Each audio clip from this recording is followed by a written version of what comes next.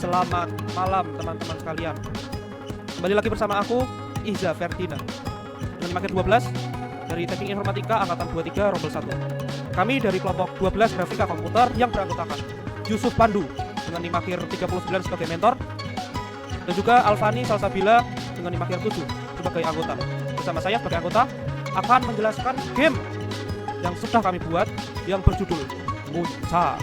Untuk memulai penjelasannya, marilah kita mulai gamenya saja. Let's go, masuk ke penjelasan. Untuk memulai game, kita mengklik tombol start. Ketika tombol start diklik, maka akan masuk ke cutscene.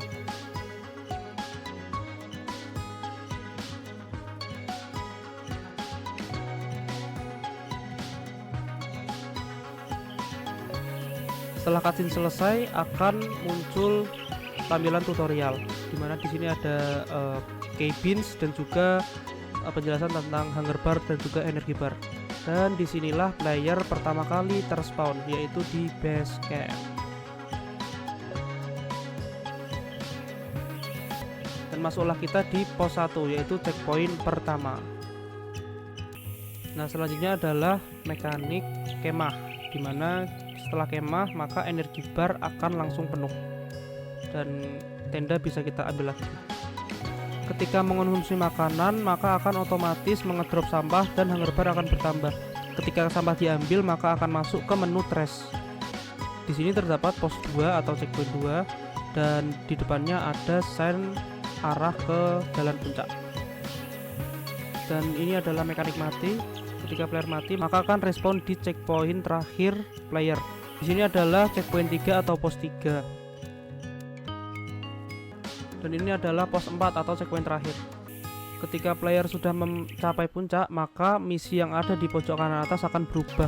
Ini adalah jalur untuk turun. Jalur ini berbeda dengan jalur ketika melakukan pendakian, dan ini akan langsung tembus ke samping pos 2. Ketika player meninggalkan sampah, maka akan ada notifikasi disuruh untuk kembali mencari sampahnya yang tertinggal ketika sudah balik ke pos, seperti yang ada di pojok kanan atas. Misinya akan berubah untuk mencari sampah yang tertinggal. Dan ketika sampah sudah clear, sudah diambil, maka akan end. Jadi untuk tampilan pertama yang dia dalam gamenya yaitu ada main menu. Di main menu cuman ada dua tombol, yaitu tombol start sama tombol exit. Main menu panel ditampilkan, timescale akan di set ke 0 agar game tidak berjalan, lalu kursor dibebas gerakkan. Jadi saat panel cutscene dibuka, cutscene akan dimainkan dan di play. Lalu jika cutscene sudah selesai, lanjut ke panel tutorial. Di panel tutorial cuma ada close button, jadi kalau close button tutorialnya ditekan, game akan timescale akan diset kembali ke 1. Saat sedang bermain gamenya ada salah satu fitur, yaitu fitur inventory. Cara membuka inventory adalah menggunakan tombol B di keyboard. Ini cuma untuk menampilkan panel saja. Terus di sini kayak CRUD buat inventory-nya, jadi kayak nambahin data itemnya. Terus ini di start, ya ada item yang dari start sudah ada di inventory, nah, kayak barang bawaan dari rumah gitu. Lalu di sini ada mapping, jadi biar inventory sistemnya tahu kalau itemnya ini kalau digunakan nanti ngedropnya prefab yang mana. Ini kan kalau consumable ngedropnya prefab sampah langsung. Nah, kalau camping ngedropnya ya cuman tenda camping tok. Nah, terus di sini ada mapping buat sampahnya, jadi kalau itemnya namanya ini masuknya ke tab sampah. Kalau di sini cuman untuk update tampilan saja. Nah, ini untuk ngedrop item di tab sampah, jadi cuman langsung ngedrop prefabnya aja. Nah, kalau ini ngedrop prefab sampah sekaligus nambah hunger di hunger bar sesuai sama hunger per food ini, jadi 20/100 setiap satu makanan. Oke, selanjutnya adalah script dari health bar. Yang pertama itu variabel set health, dimana variabel ini itu digunakan untuk melakukan set health, yang mana set healthnya adalah 100F. Nah, selanjutnya adalah fungsi start. Fungsi start ini digunakan untuk set health ketika awal permainan dimulai itu maksimal atau sesuai dengan variabel set health. Selanjutnya fungsi start juga ini digunakan untuk melakukan inisialisasi spawn position player menggunakan game manager instant set initial spawn position. Ini akan otomatis diset ke base camp. Selanjutnya adalah void update. Void update ini digunakan untuk melakukan cek dan mengatur si health bar ini. Jikalau hunger bar-nya kurang dari sama dengan 0, maka health bar akan berkurang secara perlahan. Begitupun juga dengan energi bar. Dan juga fungsi update ini digunakan untuk mengecek apakah player ini mati atau tidak. Jikalau player ini mati atau bisa dikatakan current health ini kurang dari sama dengan 0, maka akan menjalankan fungsi mati di bawah yang nanti akan saya jelaskan.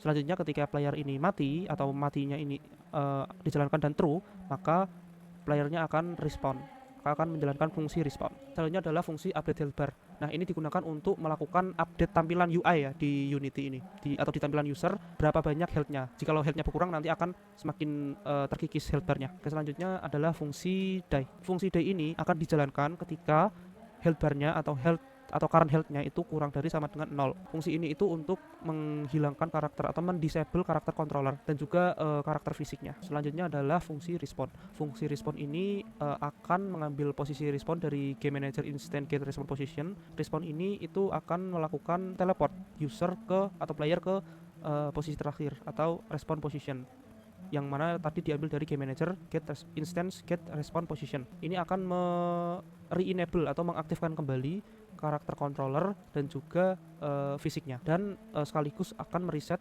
current health-nya menjadi set health atau menjadi maksimal, menjadi full kembali begitu. Untuk fitur berkemah pada game Muncak ini mempunyai script yang bernama Camping Manager dan fungsinya adalah untuk memasang tenda di dalam game. Pertama, kita punya 3 variabel utama, yaitu inventory untuk mengecek apakah pemain punya item tenda. Yang kedua, tent prefab, yaitu objek tenda yang akan muncul. Yang ketiga ada player, yaitu posisi karakter. Di dalam fungsi update, script mengecek apakah pemain menekan tombol C. Jika tombol C ditekan, script mengambil jumlah item tent camping itu dari inventory. Kalau jumlahnya lebih dari 0, berarti pemain bisa memasang tenda. Selanjutnya, script menentukan posisi tenda yang akan dipasang, yaitu di depan pemain. Setelah itu, script melakukan raycast ke bawah untuk mencari permukaan tanah. Kalau raycast menemukan tanah, maka height atau posisi Y tenda disesuaikan supaya tenda tidak melayang. Kemudian, script melakukan instantiate, yaitu membuat objek tenda baru berdasarkan prefab yang sudah disediakan. Tenda juga dicek apakah memiliki script tentiterable. Jika ada, script ini dihubungkan dengan fade panel dari canvas untuk memberikan efek saat pemain masuk ke dalam tenda. Terakhir, item tenda dihapus satu dari inventory karena sudah dipakai. Untuk fitur Day Night pada game Muncak memerlukan script time manager yang dimana berfungsi untuk mengatur seluruh sistem pergantian waktu di dalam game.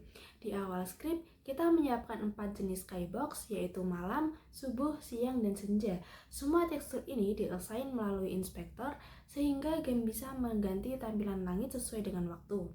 Script ini juga memakai satu material khusus dengan shader skybox panoramic plane. Material ini memungkinkan transisi langit menjadi lebih halus, bukan langsung berubah secara tiba-tiba. Selanjutnya ada pengaturan waktu seperti time scale yang menentukan seberapa cepat waktu berjalan. Kita juga mengatur jam awal game melalui start hour. Di dalam script, waktu disimpan dalam bentuk menit, jam, dan hari. Nilai-nilai ini terus diperbarui setiap detik. Saat game berjalan, script akan menghitung waktu berdasarkan time scale, kemudian mengecek jam saat ini dan mengganti skybox dengan tekstur yang sesuai, sehingga pemain bisa merasakan pergantian pagi, siang, sore, dan malam secara dinamis. Oke teman-teman, cukup sekian video penjelasan dari mekanik utama, gameplay singkat, dan juga penjelasan script dari game kami Muncak. Dan rencananya kami akan mengupload game kami di itch.io. Jadi bagi teman-teman yang ingin mencoba game kami secara langsung, nanti ketika sudah diupload bisa mencobanya langsung di itch.io. Oke, terima kasih, semoga bermanfaat. Wassalamualaikum warahmatullahi wabarakatuh. Bye.